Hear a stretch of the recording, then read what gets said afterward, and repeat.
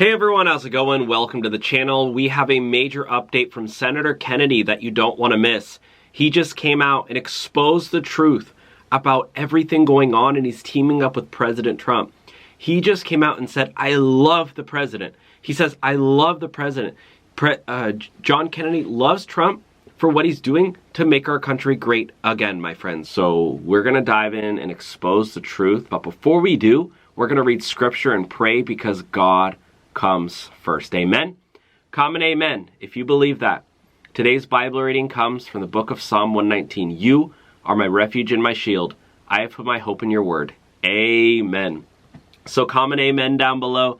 And my brothers and sisters, congratulations to everyone who has begun investing in the stock market, who has taken that leap to start investing with just a few dollars. The stock market is absolutely soaring today, hitting again new all-time highs. If you still want to get started investing, we have a completely free offer right now that we've never had before with the link below. Or you can take out your cell phone, open up your camera app, point it at this QR code, and get started investing.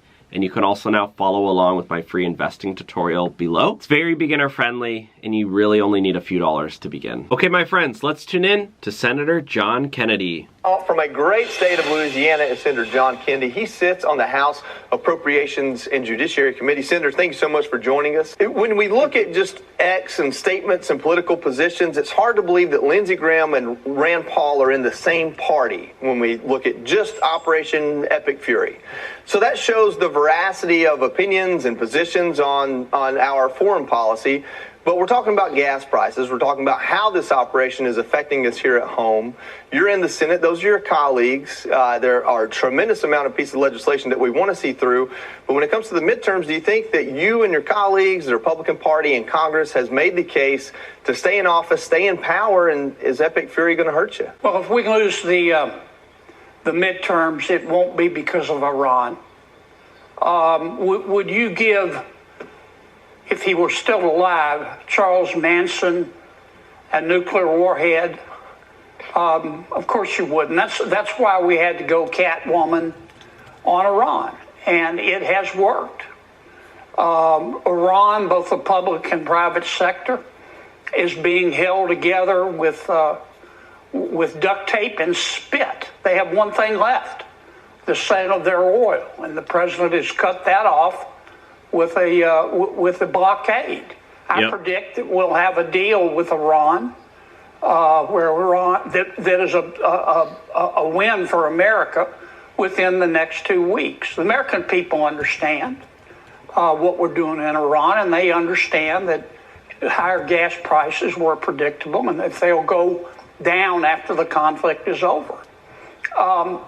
If we lose the midterms, it'll be because we didn't talk about what moms and dads are worried about when they lie down to sleep at night and can't, and that's primarily the cost of living. Mm-hmm. And look, there are too many distractions. You know, I love the president like a taco. Don't always agree with him, but I think he wants a better world. But I don't agree with him about this new holy war with the Pope. Look, I'm not Catholic. I was raised a Presbyterian. When Becky and I got married, I was Presbyterian. She was Methodist. We compromised. I became a Methodist. I have great respect for Catholicism. And even if I didn't, the Pope is entitled to his opinion. Why do we want to have a fight?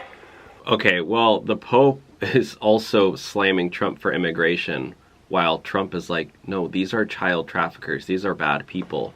These are criminals we're trying to get rid of.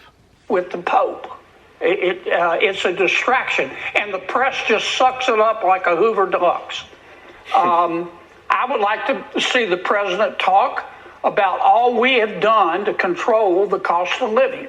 Look, the president is not the father of this inflation.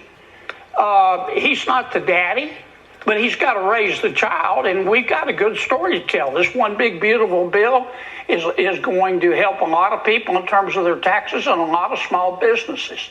And that's what I wish the president would talk more about. If we talk about it, we'll win the midterms.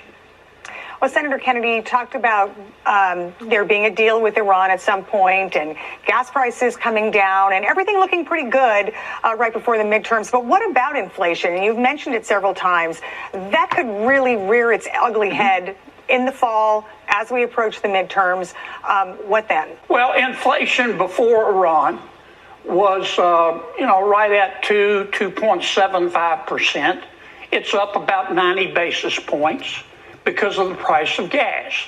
The price of gas and diesel fuel will come down after the conflict is over. You know how we deal with inflation? We deal with inflation by growing the economy, by increasing wages, by helping small businesses earn more money. We did that in the One Big Beautiful Bill, which is just starting to take effect. We have a housing bill to lower the cost of housing that the Senate's already passed. It's being held up by the White House, or rather by the House. I wish the president would call the few House members over there who are holding it up and tell them to stop being, don't be deep dish stupid. Pass the bill. But we will win the midterms if we talk about these things that we've already done, which are going to increase wages and stimulate the economy, and wages will rise faster than the 2 to 3% inflation that we have, that Republicans didn't cause. This inflation was man-made, and that man's name was Joe Biden. I'm going to say it again, the president didn't father this child. Yeah, all of the potential sleeper cells that are here in America is due to Joe Biden, right? But he's got to raise it, and we've done a pretty good job of dealing with inflation. We're not talking about the One Big Beautiful Bill and the money we're saving through less regulation because we're busy fighting with the Pope. Senator, I understand your position on... But that's the Pope's fault. Can we agree with that, please? On that, I personally couldn't care less if the president's fighting with the Pope on, True Social. Yeah, me neither. I'm really impressed with what the president's been able to do, and I'm a little disappointed with what the Senate has been unable to do. That's why I want to turn to the Save America Act. Very important to the president, very important to the American people. He's now floating the possibility of tying it to the Foreign Intelligence Surveillance Act. Watch this. On FISA, Mr. President, Jennifer Luna is pushing to have the Save America Act linked to FISA and the FISA renewal. Well, I think she's great, and I'd love to see that. The Save America Act is so important. It's so good. It's voter ID. It's basics about a democracy. Voter ID, birthplace. You have to be born in the United States to vote.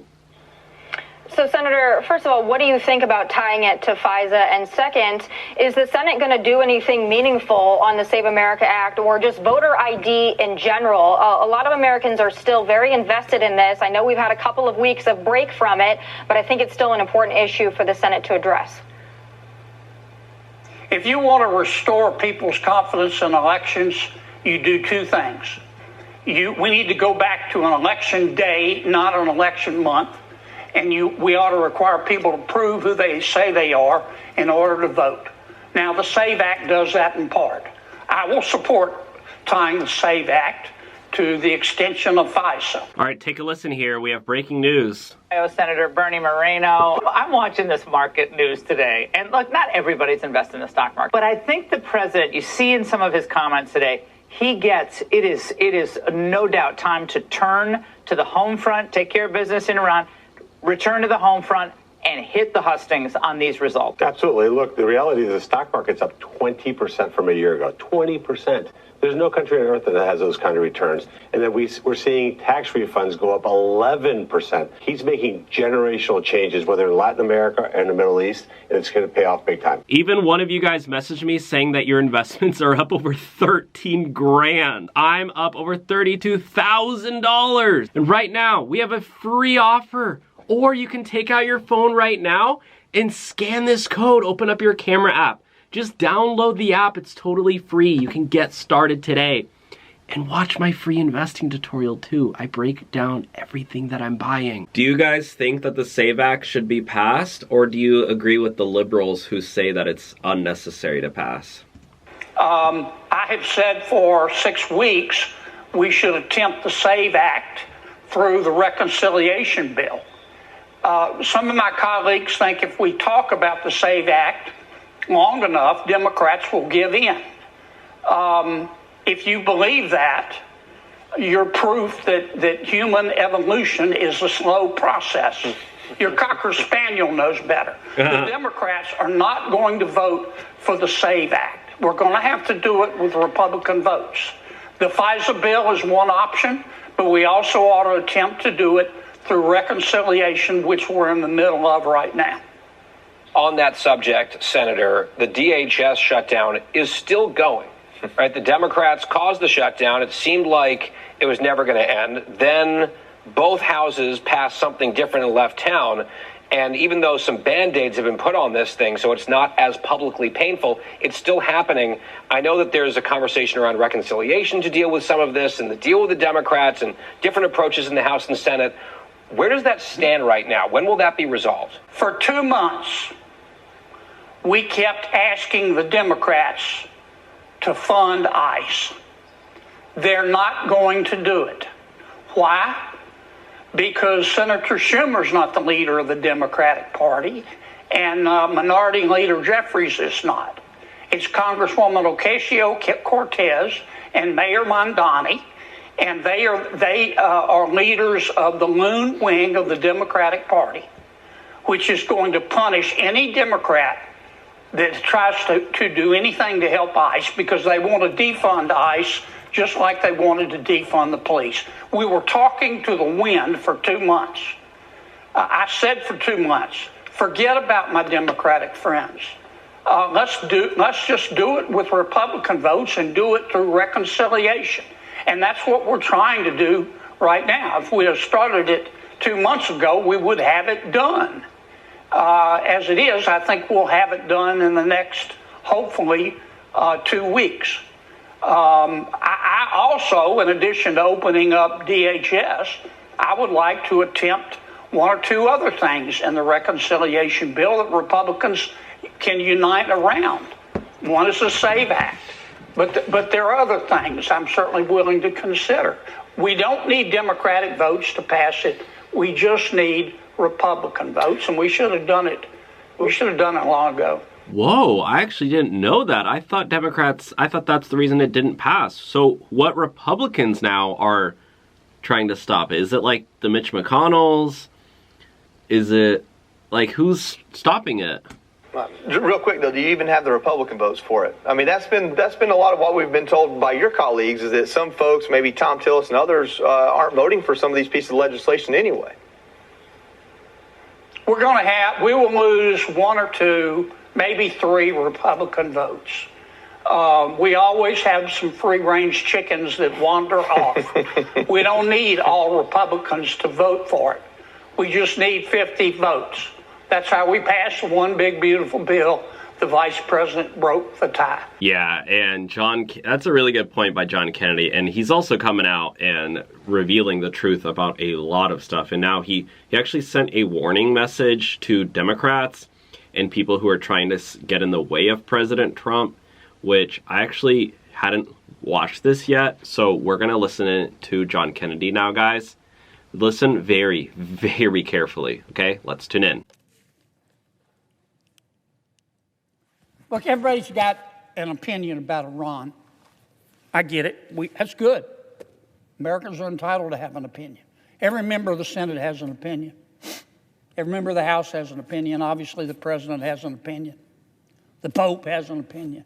Everybody has an opinion, and that's a good thing. I can tell you why I think we did the right thing by going into Iran. First of all, the people of Iran are wonderful people. I'm not talking about the people. I'm talking about their government, which is run by their supreme leader.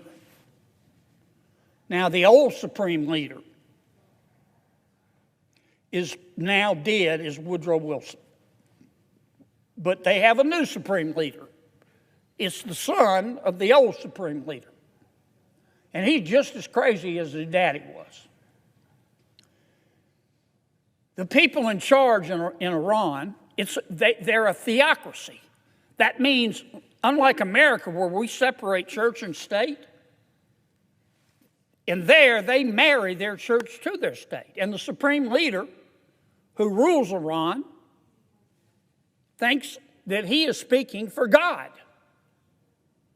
He really thinks God is telling him to do all this stuff.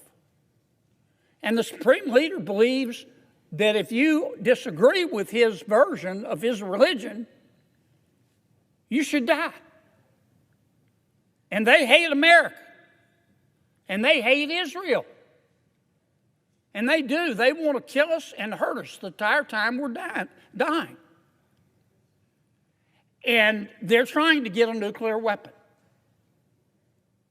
This isn't like China having a nuclear weapon, or Russia, or India, or Pakistan.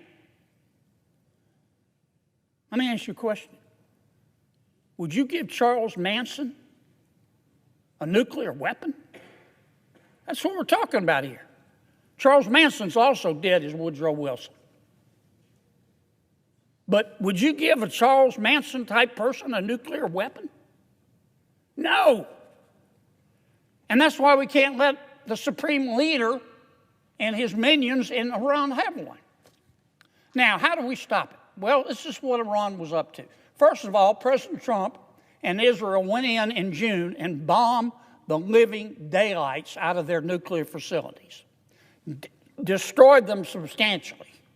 To develop a nuclear weapon, you've got to have fissile material, enriched uranium, and we hit their production facility so hard that a lot of that uranium is buried underneath the earth, underneath the ground, but it's still there, okay? But we bombed the hell out of them. And we set them way back in terms of their nuclear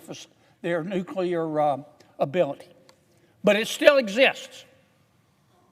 And we received intelligence saying Iran has started to take some baby steps to restart their nuclear program that we bombed to hell and back last June. But that's not really why we went in. We also received intelligence that said Iran has a new game plan. The supreme leader, nutty as a fruitcake, the supreme leader's decided here's his game plan. He is going to double and triple missile production. Ballistic missiles, cruise missiles, also drones. They were producing those things at anywhere from 200 to 600 a month, maybe more. And the supreme leader was going to stockpile all these new missiles and these new drones. And then he was going to turn to America and Israel and the rest of the world and say, I'm restarting the nuclear program. And you can bomb me. You can bomb us if you want to. But we've got all these missiles, and some of these missiles can reach Berlin and Paris and London and Turkey, and we're going to use them. First thing we're going to do is destroy the Middle East. We don't care. We're Charles Manson. We're going to destroy the Middle East, and then we're going to start on anybody else that we're mad at. We couldn't let that happen. We couldn't. So Israel and the president attacked. Now, whether you think it was a good idea or a bad idea, that's up to you. I can tell you the effect of it, though. Because the media won't report it, but this is undeniable. We hit Iran so hard, they are coughing up bones. The public sector, but also the private sector today in Iran. It doesn't give me any joy to say this. We had no choice. I don't know how they're standing. They're held together with duct tape and spit. Israel and America ran 21,000 bombing runs. We bombed seaports, airports, the electrical grid, railroads, the petrochemical industry, the pharma industry, their steel industry. 6 out of 10 Iranians of adult age don't have a job and don't have any prospect of getting a job. Many parts of the country don't even have electricity. We knocked out 2/3 of the Supreme Leader's missile launchers. Does he still have some left? Yeah, they're buried in the ground. He's got to dig them out. You probably saw pictures on TV of the bulldozers. We think we've knocked out half of their cruise missiles and ballistic missiles. We're not sure how many drones. They don't have an Air Force anymore in Iran. They don't have a Navy either. They still have some small boats that the Revolutionary Guard, which is part of their military, runs. But they don't have a Navy. We sunk all their ships. We attacked virtually every single building we know of, which is run by the Revolutionary Guard, which is part of their military. I don't think the American people, because the press hadn't reported it, have a full appreciation for the damage that we did and had to do. I've seen estimates as high as $1 trillion for them to rebuild. And I know the press glibly reports, China and Russia will help them build back. What's the point of the war? Well, the point of the war, they're not going to have a nuclear weapon anytime soon. Charles Manson may be able to find a knife, but he's not going to have a nuclear weapon. And in order to rebuild Iran, it's going to take 20, 25 years. And I don't know if we'll be able to recover all the enriched uranium. Some of my Democratic colleagues and some of our colleagues in the media are saying it's a failure because you didn't get their enriched uranium. I never figured we'd get it. And a lot of my colleagues are saying, well, it's a failure because you didn't affect regime change. The nut jobs are still in charge. That's true. We can't dictate regime change. That's up to the Iranian people. Only way we can dictate regime change is sending in troops, and I don't want to do that. But the fact of the matter is that if you think the theocracy run by the government of Iran, the Charlie Mansons, was dangerous to the world, and I do, then the world is a much safer place today. And that's just a fact. That is a fact. It's going to be a long time before the Charlie Manson can rebuild. And it's going to be a hell of a long time before the new Supreme Leader, is going to get a nuclear weapon. Wow, guys, that is powerful. Powerful. All right, we have breaking news. President Trump has caused a market rally. The S&P 500 has surged to a record high. If you begun investing, if you join my program, this is exactly what we are investing in. So take a listen. Stock market just hit a record high. Isn't that something? Not just since the war began, but it's the highest it's ever been. Right now, it hit highs as that press briefing was ongoing. There hasn't just been a calm in the markets. Now there's actually a rally happening. I think it shows the fundamental strength of the American economy. Yep. President Trump is creating new opportunity for all of us. As you can see, my investments are up over $32,000 just from investing like Trump. I show you guys everything that I'm buying in the links below. If you want to start investing, you can start with just a couple of dollars.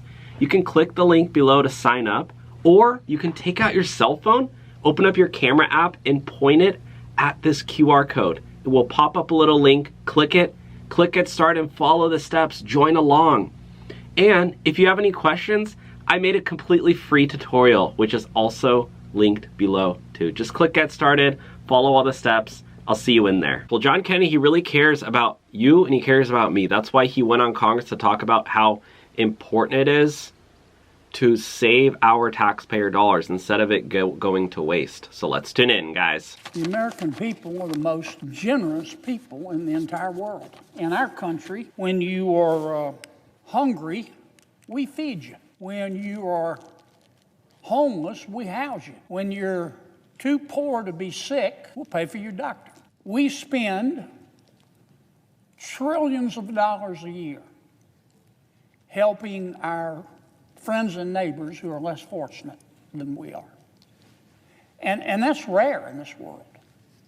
I've been all over our wonderful world. You have too, Mr. President. And in many countries, if you get down on your luck, they'll let you die in a ditch. But not in America. Not in America. We take care of our fellow citizens. But it's expensive. We spend trillions of dollars a year to do this. And that money that we spend didn't just fall from heaven. We thank heaven for it, but it came out of taxpayers' pockets. And we shouldn't lose sight of that fact, Mr. President. Now, that's why I get so irritated. Irritated is the wrong word. Angry. When I find out that people take advantage of the American people's generosity. It makes me want to knee someone in the groin. It just makes me furious. And I think the American taxpayers feel the same way. What I'm about to tell you, Mr. President, let me apologize in advance, is deeply disgusting. It's deeply disgusting. I mean, it is clown world on steroids. And when I first read about this, Mr. President, I read it a second time because I experienced slack-jawed astonishment. And when I read it a second time and I realized it was true, I just wanted to run away screaming. What am I talking about, Mr. President? We have discovered, the federal prosecutors have discovered, that for the last 5 years, there has been massive welfare fraud in the great state of Minnesota. Massive. Over $1 billion of American taxpayer money has been stolen. Just stolen. They can call it fraud, but a better term would be stealing. And this fraud has been centered in the Somali community in Minnesota. Now, I'm not here to criticize the Somali community. I'm here simply to describe what happened.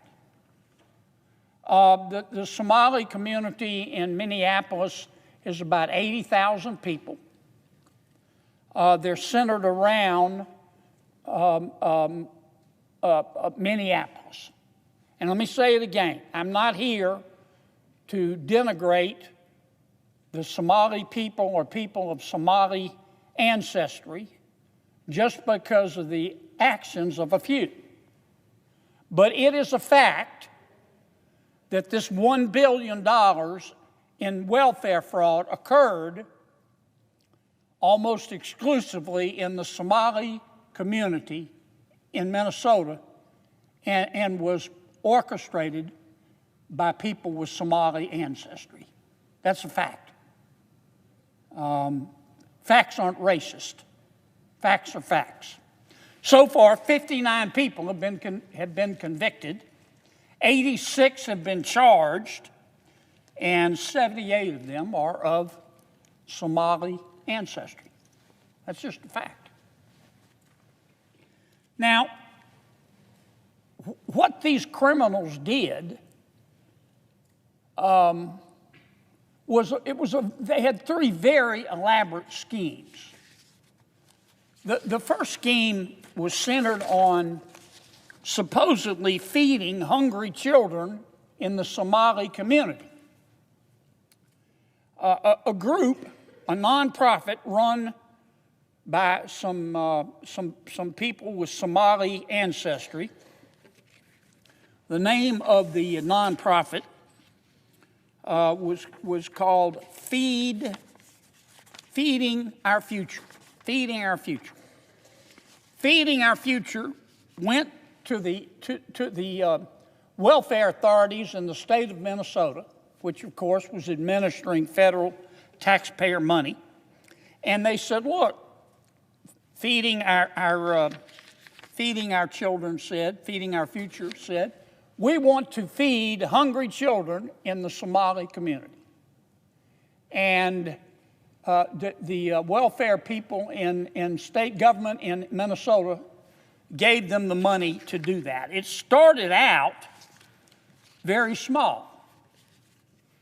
But the idea was that Feeding the Future, the Somali nonprofit organization, would take this federal taxpayer money, American taxpayer money, and go to businesses, most of which were Somali businesses, in the Somali community and set up feeding sites where they supposedly would take children to get a hot meal. On paper, it sounded great.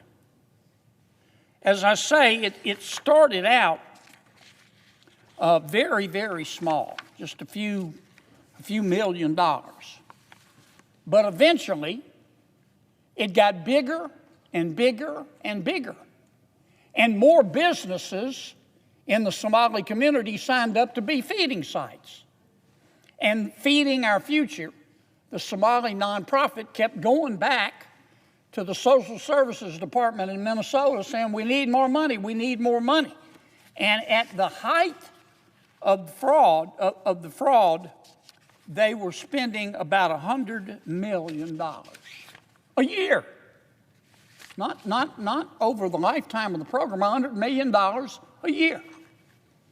There's just one problem.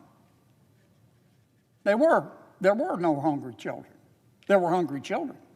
They just weren't getting any of the money. And the businesses, many of which were Somali owned, which were getting some money to feed the children from Feeding Our Future, the nonprofit that was quarterbacking this whole thing, they weren't giving any of the money to hungry children. They were spending it. These businesses were spending it on yachts and vacations and jewelry and furniture for their home. That was scheme number one. But it got worse. The second scheme was supposedly to help people who are homeless. Remember, I said in America, when you're homeless, we'll house you. Well, that's what they were trying to do in Minnesota. A nonprofit was set up, again run by someone of Somali ancestry. And this nonprofit went to a bunch of providers who supposedly were going to provide housing. And they told the welfare authorities in Minnesota that they needed millions of dollars to house people who were homeless. And once again, the program started out small. When they started it in 2020, these crooks started it in 2020, they said, we only need $2.6 million. But then in 2021, they said we need $21 million. And in the following years, they said we need $42 million the next year, then $74 million to feed or rather to house the homeless, than $104 million a year. Not the total scheme, a year. It's just one problem. None of the money was going for housing. None of the money was going to help people who were homeless. These providers and this nonprofit that was coordinating it just put the money in their pocket. But there's more. They came up with a third scheme. This one makes you want to throw up in a potted plant. This one's centered around autistic children.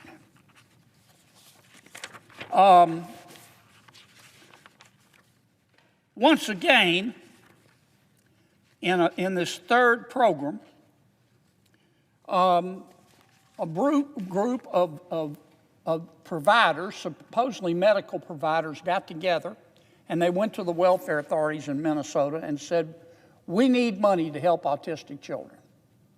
You say, well, that's a wonderful thing to do. And then these providers, once the welfare department at the state government in Minnesota gave them the okay, they went out and started recruiting autistic children. You say, well, okay, we have to get the word out somehow. But they couldn't find very many autistic children. So they started going to parents in the Somali community and saying, can we call your child autistic? Can we certify that your child is autistic? If you'll let us do that, we'll pay you a bribe. Anywhere from $400 to $1,500 a child. Now, once again, the program, it didn't start big. These were sophisticated crooks. All right, we do have breaking news. Let's tune in. Markets are soaring under President Trump. Go figure. On Wall Street, where the stock market is still soaring to new highs today, started out down, but then reversed course and has only gone up since then. The Dow at 421 points. This as oil continues to sell off from those highs made yesterday, almost $120 a barrel yesterday. It's hard to update the banners fast enough. Right now, we're looking at oil now down 19%. That's a drop of $18 a barrel, and it is now at $77 a barrel. This is just an incredible swing. Here was the president on what they're doing about those, what were high energy prices. Wow, so the stock market is soaring, oil prices are down, just like Trump said would happen. One of you guys even messaged me and saying that you are up over almost $14,000. My investments are up over $32,000 just from investing and taking advantage of this once-in-a-lifetime opportunity. And right now, if you want to start investing, we have a completely free offer right now. Click the link below and sign up in a couple of minutes, or you can take out your cell phone, open up the camera app, and point it at the screen. Follow the steps. It's very beginner friendly. And now I also have a free investing tutorial you can watch while you download the app. I'll have that link below as well. You can get started with just a few dollars. You don't need a lot of money to start. There's no hidden fees. There's no cost to this. It's completely free.